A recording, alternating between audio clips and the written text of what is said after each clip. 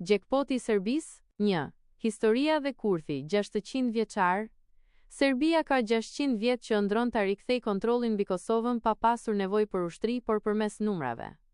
Ajo që nuk arriti dot Knjaz Lazari në vitin 1389, as Miloševiqi me tanke në vitin 1999, po e arrin sot Albin Kurti me një nënshkrim legalizimi. Ky nuk është integrim, ky është legalizimi i pushtimit administrativ.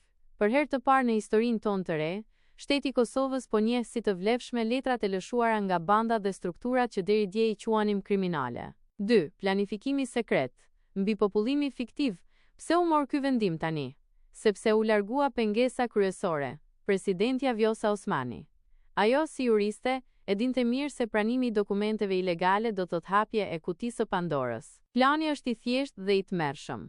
Duke legalizuar këto dokumente fallco, ne po u japim të drejtë votës dhe pronës qindramira personave që nuk jetojnë fare në Kosovë, por që figurojnë se kanë letra të bandave.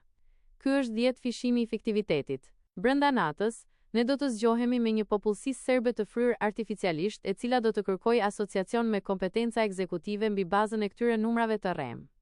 Ky është jackpoti, që Vučići as në ëndrat më të guximshme nuk e ka parë. 3. Pasojat. Shpërbërja e sovranitetit. Pasojat janë fatale për sigurinë kombëtare. Humbja e kontrollit mbi territorin. Kur ti njeh dokumentin e lëshuar nga një strukturë paralele, ti de facto po njeh autoritetin e asaj strukture mbi shtetin tënd. Goditja pas shpinën e aleatëve, e Albin Kurtit. Derisa kërkojmë njohje nga bota, të cilat me sukses edhe i solli presidentja, ne njohim letrat e strukturave ilegale brenda shtëpisë son. Ndryshimi i hartës elektorale. Me këto dokumente, lista serbe dhe Beogradi do të diktojnë se kush do të jetë në qeverinë e ardhshme të Kosovës përmes votave fiktive. 4. Përfundimi. Kryeministri ideal i Vučićit, prandaj unë e ripërsëris. Ky është saktësisht kryeministri që Vučići nuk do ta ndërronte me asgjë. Sepse asnjë politikan serb nuk do të guxonte ta kërkonte këtë që po na jep ky vullnetarisht në emër të gjithë përfshirjes.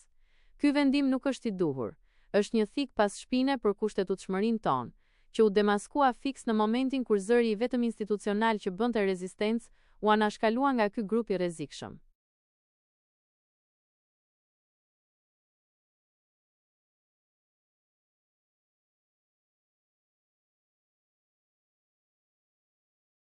Keni ndonjë porosi për mua?